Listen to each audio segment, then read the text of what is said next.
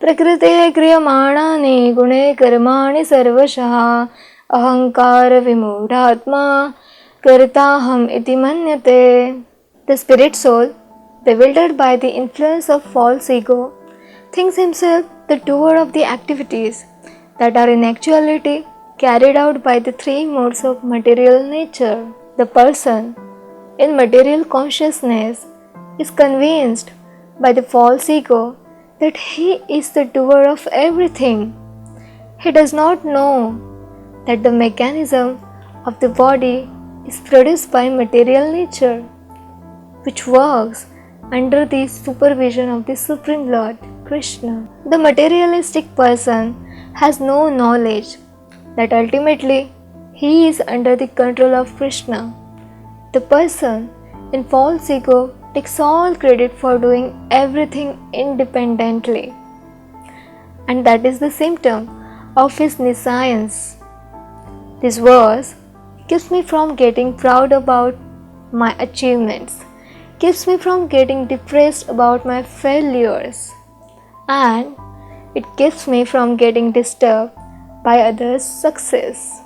When I come across those who just keep talking about themselves, especially about the good that they are doing, my mind immediately takes the shelter of this verse.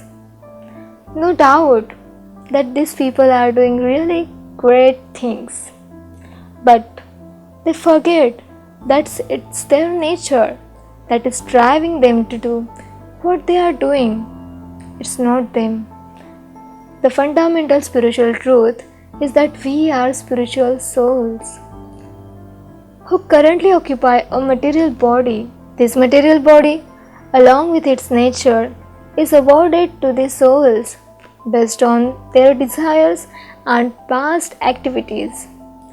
But as this verse states, the materially engrossed soul thinks that he is independently working, even though he is always under the control of the nature. This illusion is perpetuated by others who are similarly illusioned. Real success is to get out of the control of material nature and re-establish oneself in one's constitutional position of being a selfless loving servant of God. When this happens, our original nature drives us to continuously serve the Supreme Lord with great joy.